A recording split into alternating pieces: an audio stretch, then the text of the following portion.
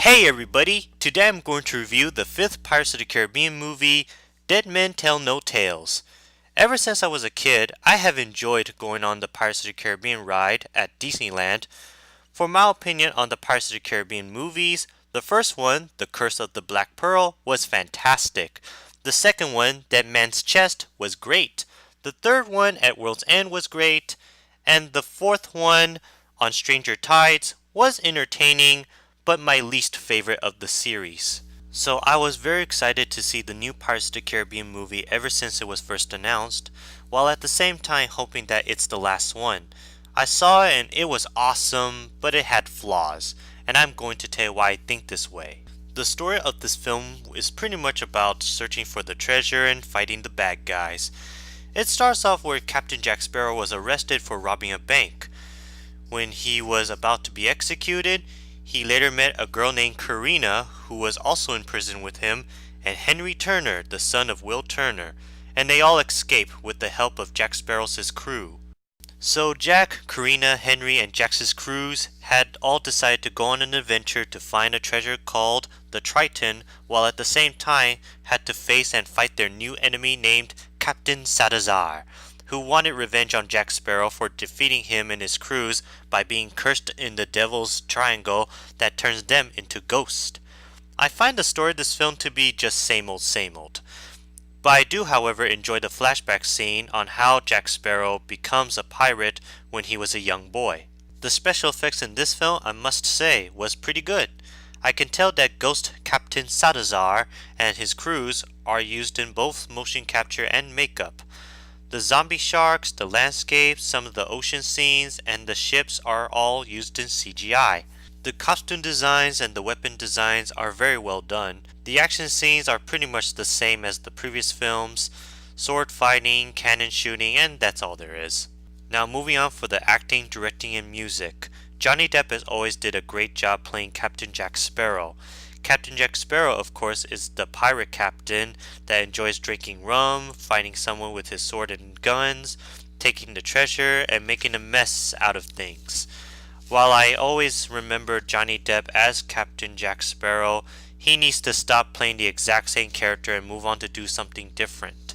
Henry Turner, played by that guy who played that prince in Maleficent, I think he did a meh job playing that boy who is Will Turner's son that wants to find the Triton so he can break the Flying Dutchman's curse to free his father.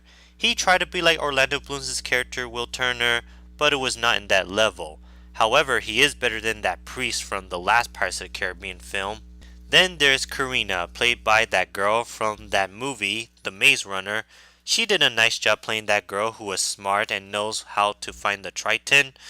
There's even a romantic relationship between Henry and Karina, which made it too much like the love relation with Will and Elizabeth. But then again, it is better than the romantic relationship between the priest and the mermaid from the last film. Captain Barbossa, played once again by Geoffrey Rush, still did a good job playing that pirate who started off as the enemy of Jack Sparrow from the first film, but then later becomes allied with Jack in the sequels. As for the rest of Jack's crews, as always, they're just comedic reliefs. Now for the new villain, Captain Salazar, played by Javier Bardem. He did a cool job playing that undead ghost pirate hunter who wanted to destroy every pirate in the world until Jack Sparrow took away his and his crew's victory and vowed to get revenge on Jack for leading him and his crews to the Devil's Triangle that put a curse on them for becoming the undead ghost.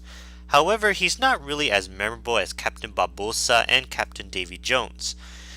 There is also another villain in this film played by Australian actor David Wyndham, who was best known as Faramir in the Lord of the Rings trilogy, Carl in Van Helsing, one of the Spartans in 300, and that villain Harold in the Marvel TV show Iron Fist.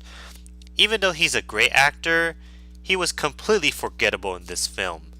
Orlando Bloom as Will Turner only made a cameo appearance in this film. The directors of this film are the two guys from Norway. I think they did a decent job directing this film.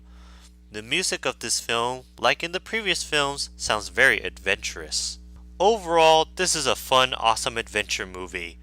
While they made it too much like the previous films and some of the parts in this film are overdone, it's still entertaining to watch. Not as good as the first three films, but I enjoyed this film more than part 4. Well, I hope this should be the last Pirates of the Caribbean film. I don't think they should continue the series.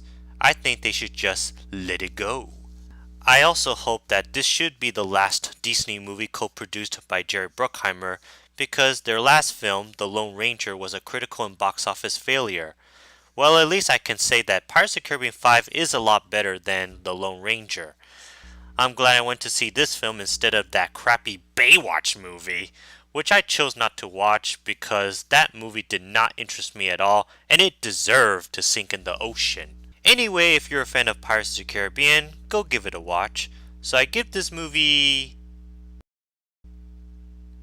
3.5 out of 5 nuclear bombs.